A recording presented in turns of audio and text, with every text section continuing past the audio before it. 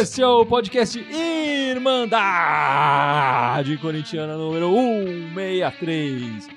O meu nome é Guilherme e aqui do meu lado direito está o grande Ícaro. E aí, Ícaro? Voltando beleza? Numa semana meio mórbida, né, cara? Que zica, né? Fazia tempo que eu não vinha, mas tinha que voltar numa semana dessa, né? Não, mas tá bom, tem que Tá voltar bom. nas horas Mas tô também, feliz em estar né? em vossas presenças, dos irmãos. O cara só quer o filé mignon, Gipsy. Não é que nem nós aqui, tá toda semana, né? Nós garimpa na miséria, nós garimpa na bonança, né? Eu tô bicho? reclamando, mas eu tô, né? Então, peraí, veja bem.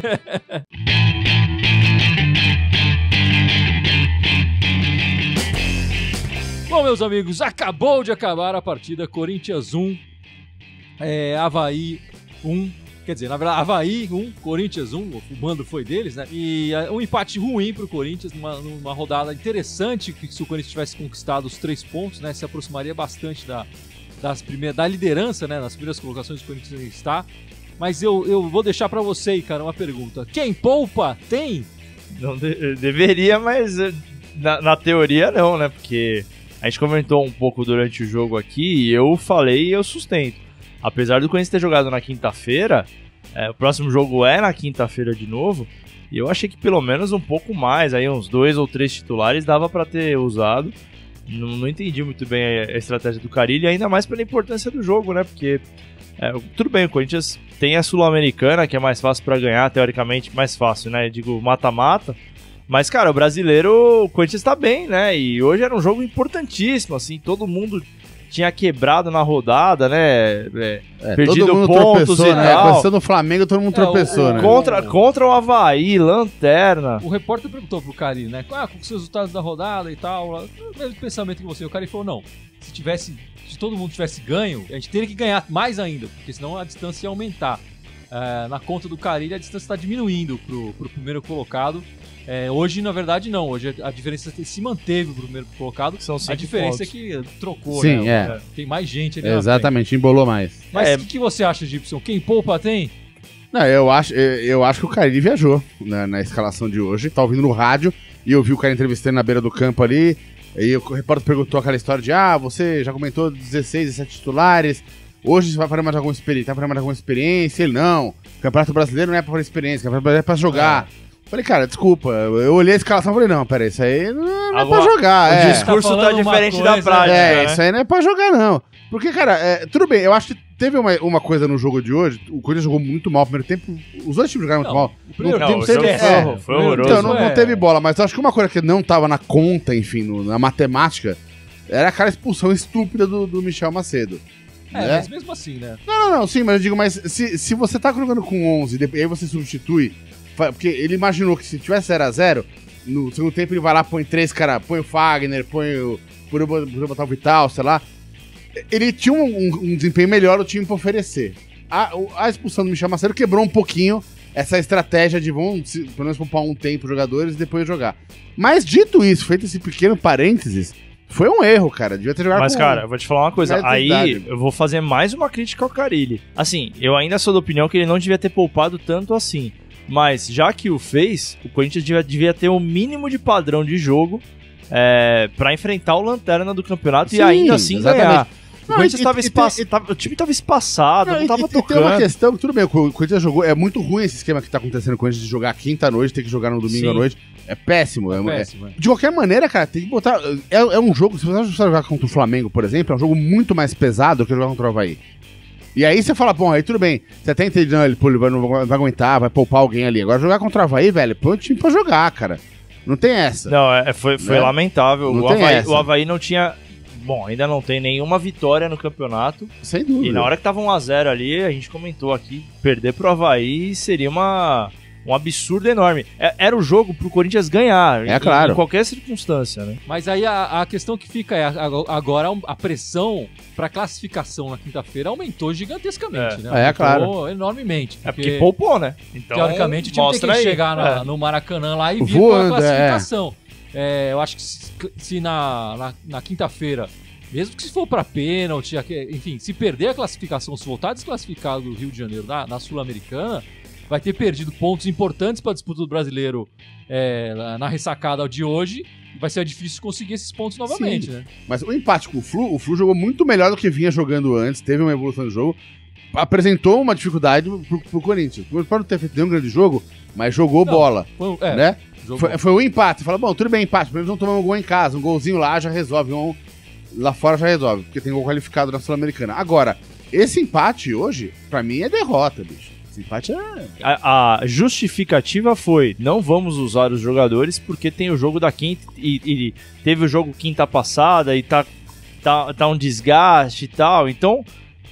Na cabeça do torcedor quinta-feira os caras vão entrar com sangue no olho com o time titular pra entrar com a classificação.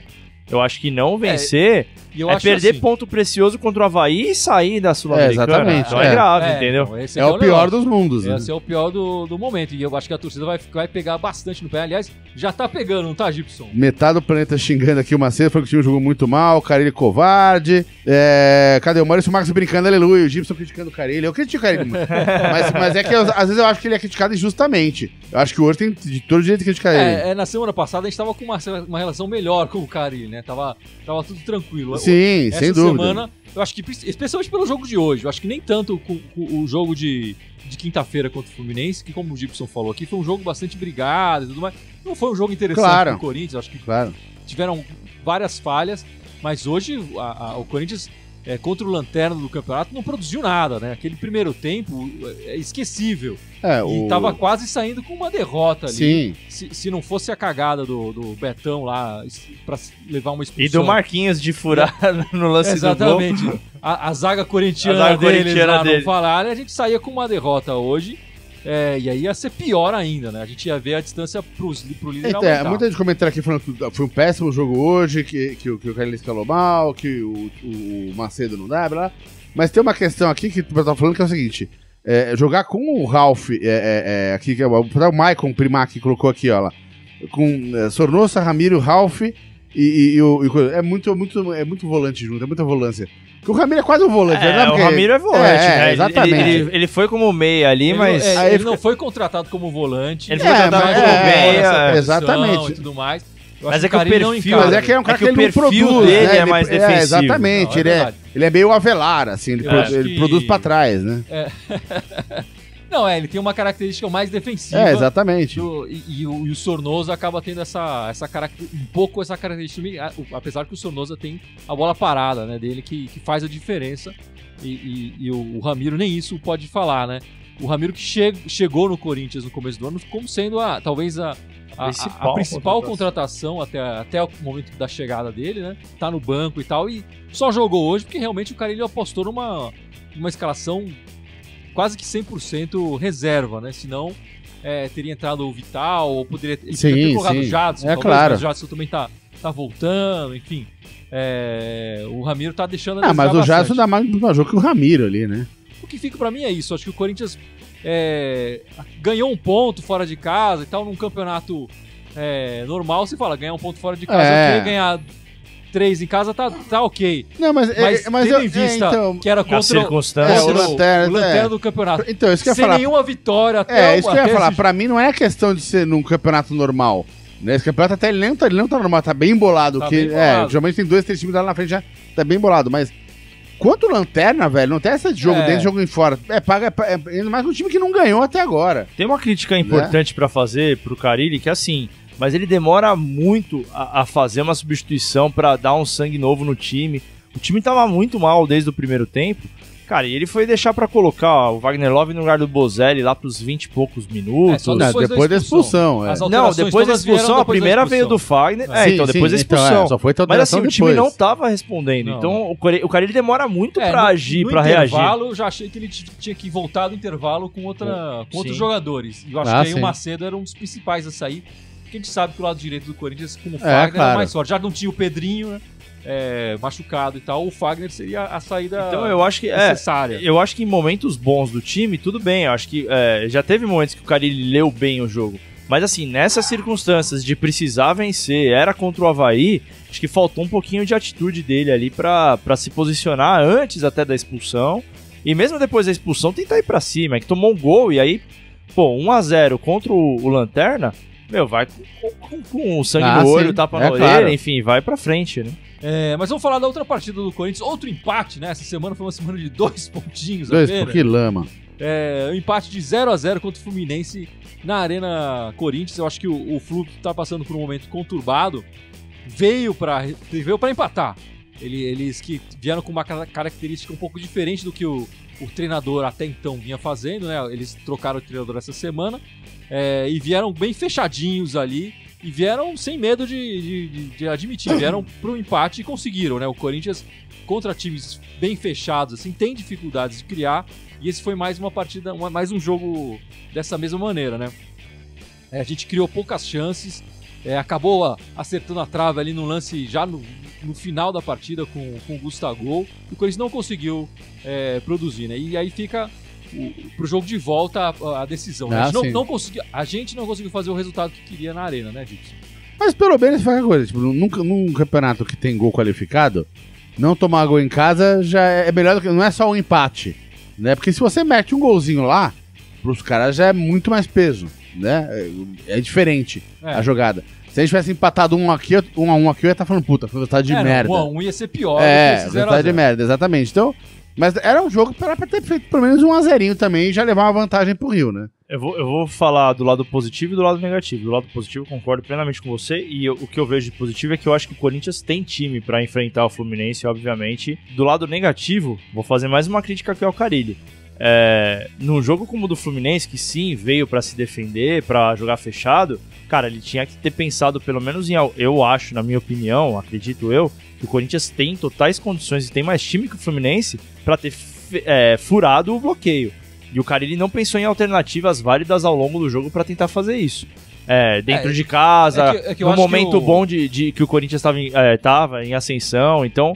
Eu acho que esse problema, enfim, eu concordo com você, mas não é um problema dessa partida. Eu acho que quando o Corinthians enfrenta jogadores realmente...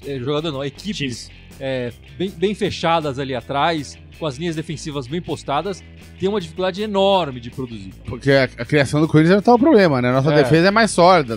Mas parando pra pensar depois da Copa América, a Copa América, que tem tantas estatísticas falando que o Corinthians chuta mais a gol, tá invicto, né? Depois da Copa América, tem feito mais gols. Então... chutado mais a gol. Teria que ter uma lógica, teoricamente, pra, por exemplo, concordo com você, essa partida é um exemplo de outras circunstâncias que acontecem que o Carille ainda não corrigiu. Quando o Corinthians joga com times fechados, ele tem que pensar em alternativas, talvez uma jogada individual de jogadores mais rápidos, alguma coisa assim. Que eu acho que talvez, enfim, eu concordo com você, mas eu acho que talvez não exista a solução no elenco do Corinthians para isso. Pode ser que sim. Eu acho que também vai muito no momento, acho que do Cleison. O Pedrinho nessa partida contra o Fluminense foi mais apagado, claro. Os adversários já estão de olho no nosso lado direito, né? Claro, com certeza. O Pedrinho e o Fagner vão ser mais bem marcados daqui pra frente, porque a produção ofensiva do Corinthians só passa pelo lado direito. Claro. Eu acho que nessa partida contra o Fluminense a gente até viu. E o Pedrinho já jogou machucado esse jogo também, depois a gente ficou sabendo disso, né? Depois do jogo, mas nessa partida, quer dizer, eu acho que falta o lado esquerdo, o Cleison e o Avelar conseguirem produzir alguma coisinha mínima ali. Claro. Pra equipe adversária ficar um pouco mais com medo deles. Equilibrar também, né? Equilibrar melhor as atenções de jogo do Corinthians. Né? E o que vocês esperam nessa partida de volta? Vocês esperam que o Carille vai jogar agora com o time pra cima, vai chegar atacando que nem louco, ou não? Eu acho que ele não vai chegar atacando que nem louco, mas acho que o Flu vai ter que ir pra cima. Tô jogando em casa, precisa classificar, né? Mas você não acha que o Flu pode já...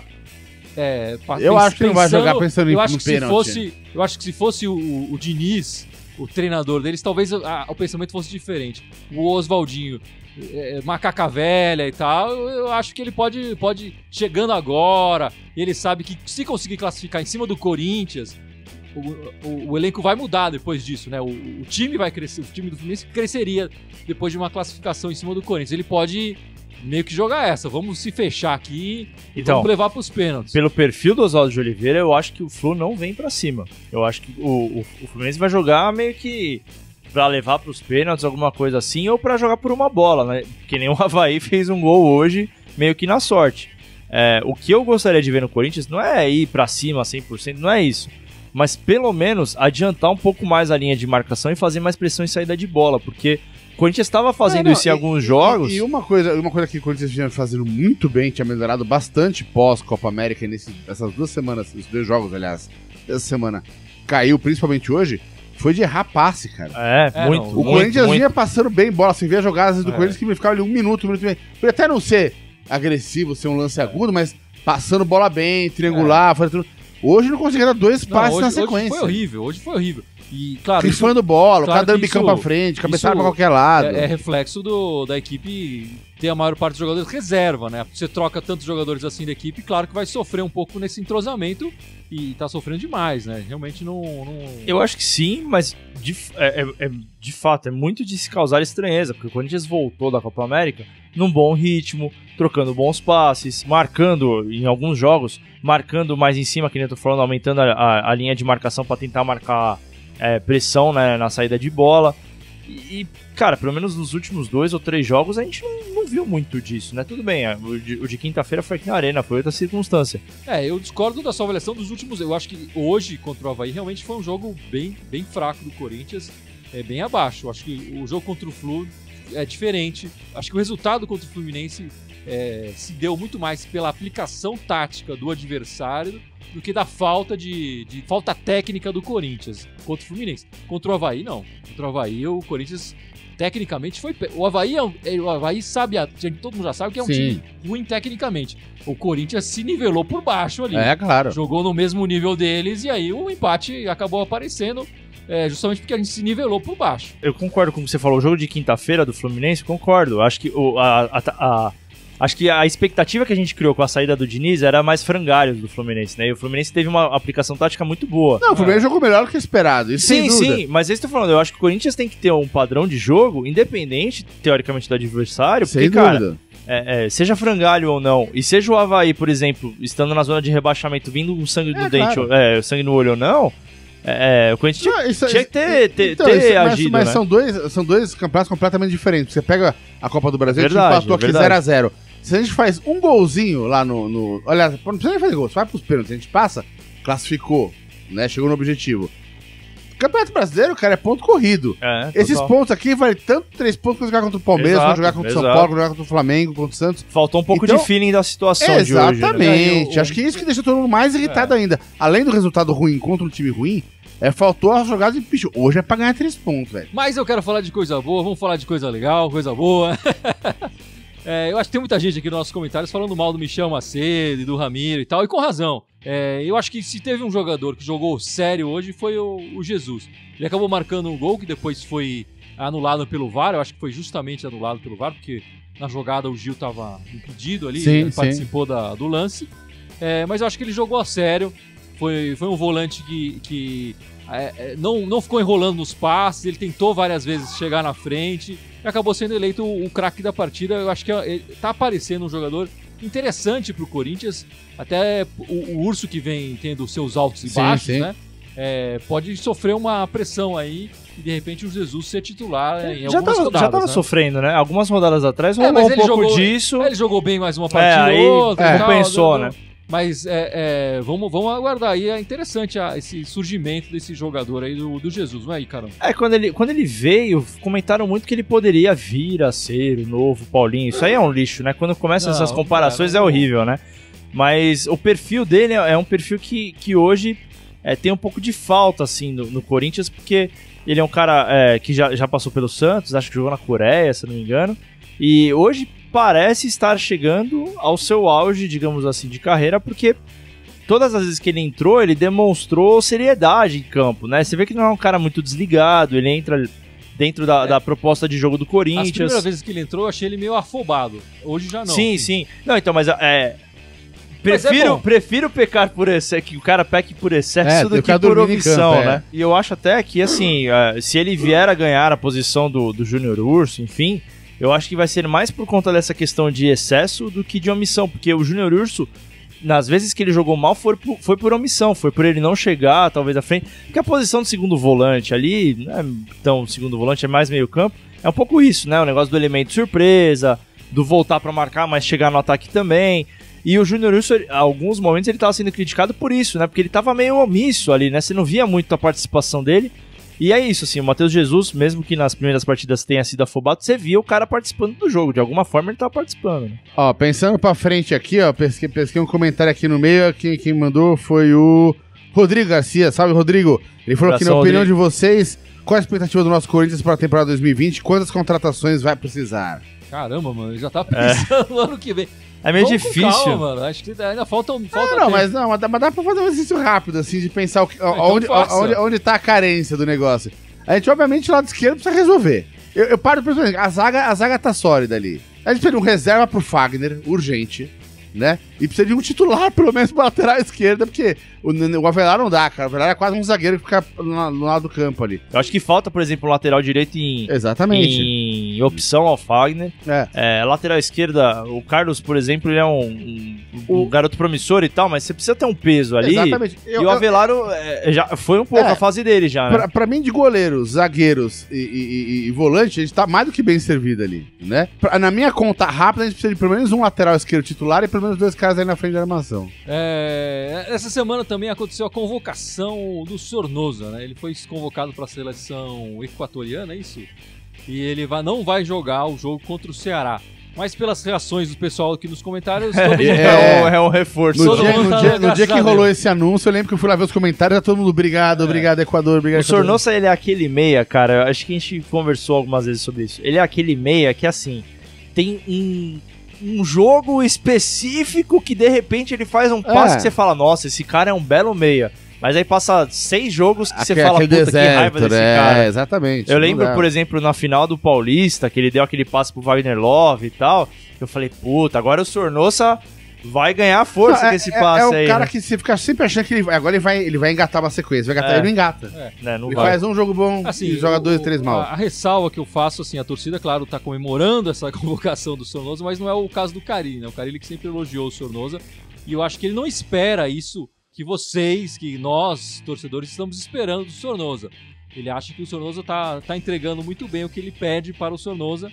Então ele não tá esperando esse meia tão criativo, tão fantástico assim, que a torcida parece jogar essa esperança em cima do Sornosa. Ele não tá esperando isso. Não, mas bem interessante o que você tá falando, porque daí tem a ver com a expectativa de jogo, porque se a gente tava falando agora há pouco das alternativas, o meia é um dos principais caras do time para criar alternativas.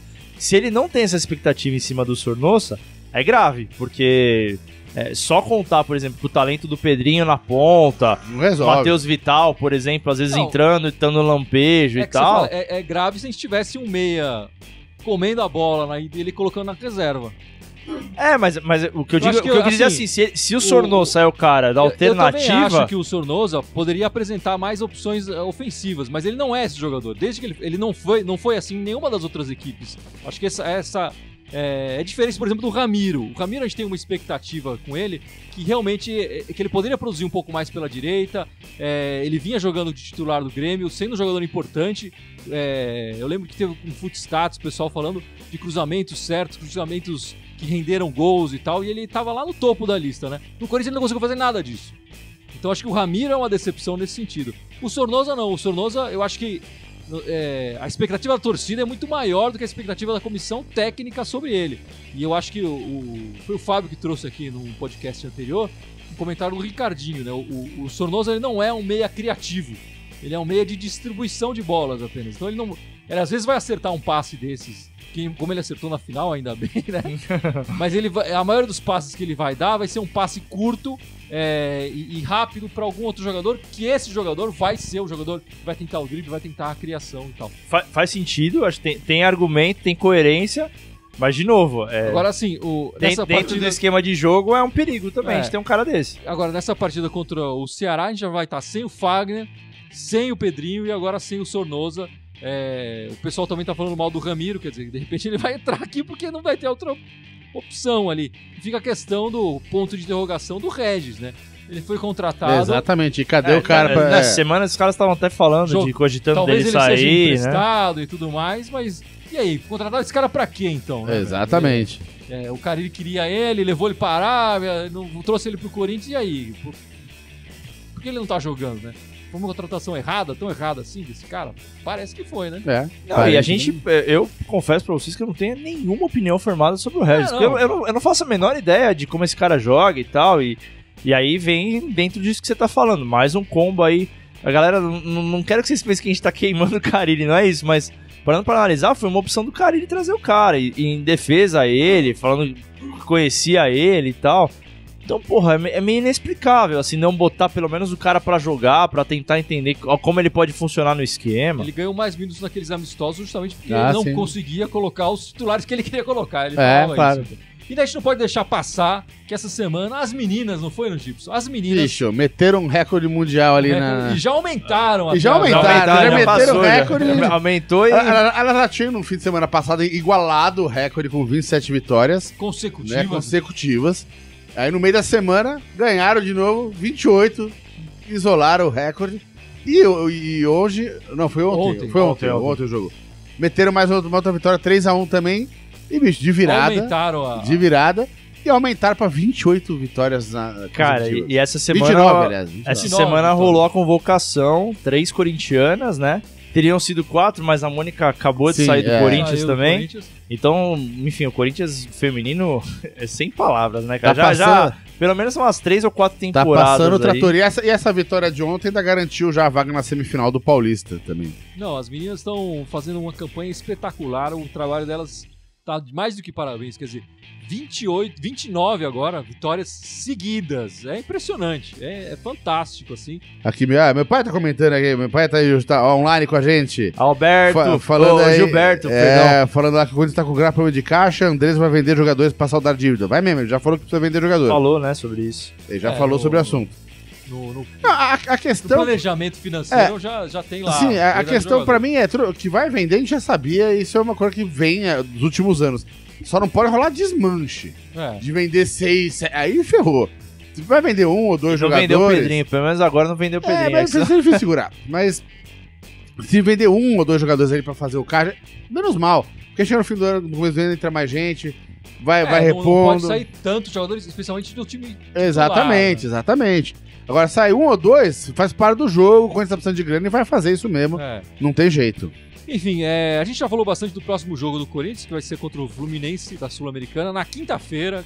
O jogo é aqui na quinta-feira, 21h30, lá no Maracanã. A gente espera um Corinthians mais ligado e que saia de lá classificado, já que hoje não jogou bem. Sim. E depois desse jogo, a gente tem o jogo domingo contra o Atlético Mineiro. De novo, o Corinthians vai jogar domingo, às 7 da noite. Então o podcast aqui vai ser depois, às 9, 9 e pouquinho de novo. Enquanto o Corinthians estiver na Sul-Americana e tiver essas partidas, provavelmente a partida seguinte do Corinthians no fim de semana vai ser... E esse jogo com o Atlético Mineiro é jogo de 6 pontos, hein, cara? O Corinthians vai ter que compensar de alguma forma isso que aconteceu hoje, né? Essa tragédia de hoje.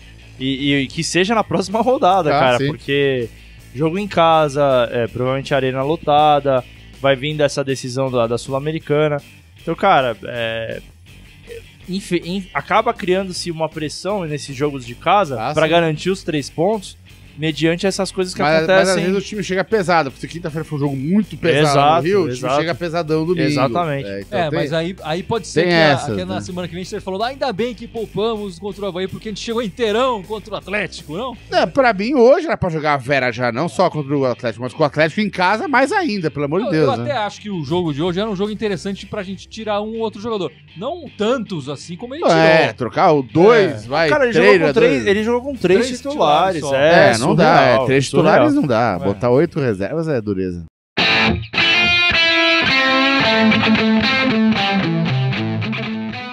Bom, Gibson, vamos encerrando esse podcast, mas antes a gente tem que lembrar os nossos espectadores as nossas redes sociais, não é isso? E não há ninguém melhor que o Ícaro. Já tava até esperando que vinha. E o convidado de honra da semana. E eu tô enferrujado, hein? Vamos ver. Lá, são 7, eu tô tentando ganhar aqui tempo pra... São 7, lá, galera. Então, nosso Facebook, vocês estão vendo a gente aí na live. O nosso YouTube, Instagram, Twitter, SoundCloud, iTunes. Sempre faltam... Spotify, faltou? Spotify, obrigado. Todos eles Irmandade Corintiana com TH. Só no Twitter que é Irmandade Timão. Ficamos por aqui, a gente espera um Corinthians mais ligado na semana Exatamente. Que vem uma classificação e uma vitória no domingo. Exatamente. Joguinho de 6, semana de 6 pontos, semana né? 6 pontos, vamos desejar isso. Exatamente. É isso aí. Valeu, galera. Boa semana pra todo mundo. Vai, Corinthians.